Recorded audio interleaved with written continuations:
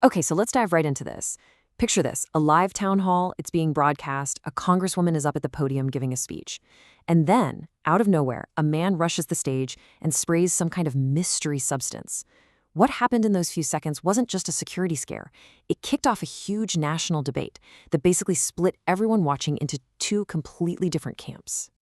Right, because almost as fast as the video went viral, the story itself split in two. Was this a terrifying, real-deal attack on a member of Congress, or was it a carefully staged piece of political theater, playing out perfectly for the cameras? The big question everyone started asking was, what did we actually just witness? So, to really get to the bottom of this, here's how we're going to break it down. First, we're going to look at what happened during the attack itself. Then we'll explore the whole theory that this thing was staged from the beginning. After that, we'll look at the argument that this was a totally genuine threat. We'll also unpack the financial stuff going on in the background that some people say was the motive. And finally, we'll wrap it all up and sort out what's a confirmed fact versus what's still just a question mark. All right, let's go back to that night. The cameras are rolling, you've got a full crowd listening as Representative Ilhan Omar is right in the middle of her speech. So the sequence of events is all caught on tape. Omar's talking, criticizing ICE, and this guy from the front row just bolts up, rushes the stage, and uses what looks like a syringe to spray something on her. Security's on him in a split second. But right in the middle of all that chaos, you hear Omar saying, please don't let them have the show, insisting she wants to finish her speech. She absolutely refused to let the disruption win. But here's where it gets complicated.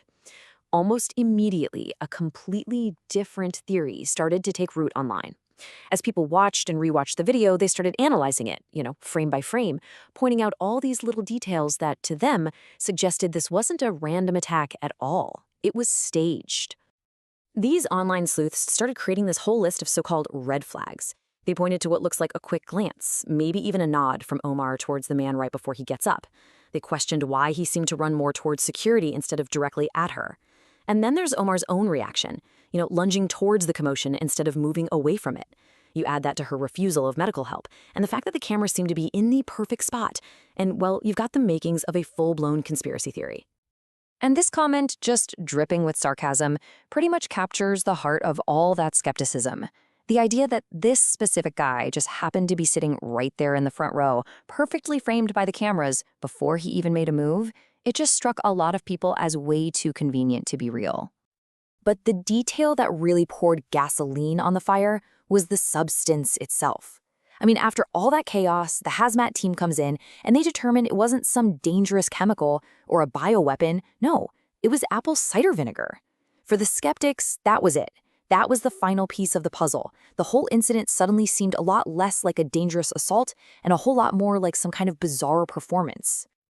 Of course, there is a completely different way to look at all of this. The counter-argument is that the attack was very, very real, and that in a moment of pure shock and panic, who knows how anyone is going to react.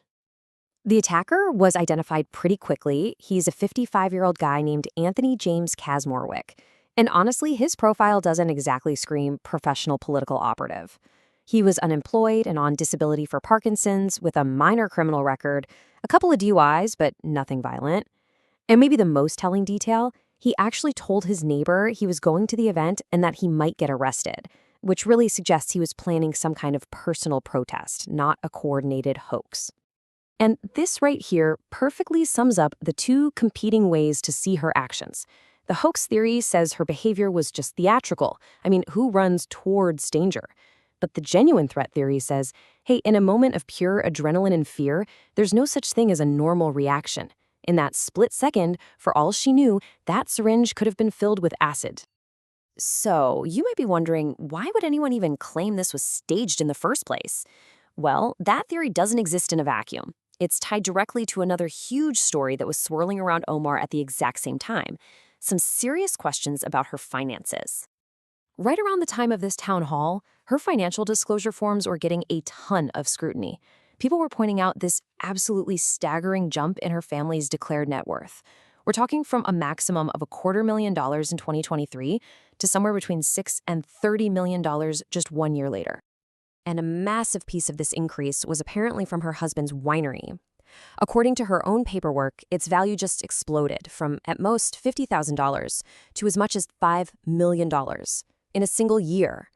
That's a growth rate that people in the wine industry were calling not just unusual, but basically impossible. And the questions just kept piling up.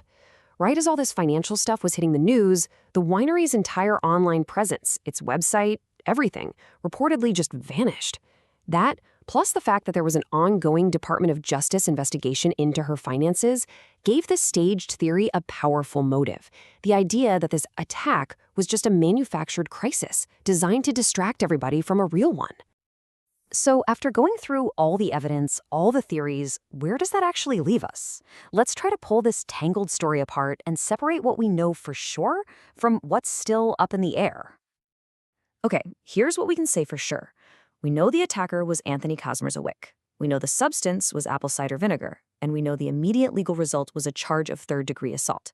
Those are the cold, hard facts. But the biggest questions, they're still completely wide open.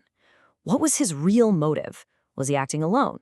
And, of course, the big one that still divides everyone, was this a genuine attack, or was it a calculated performance? And that really leaves us with this final and, frankly, really challenging question. In an age like ours, where every single event is immediately seen through a partisan lens, how do we even begin to tell the difference between a real incident and pure political theater? It forces us to question not just what we're seeing with our own eyes, but the motives behind everything we're shown.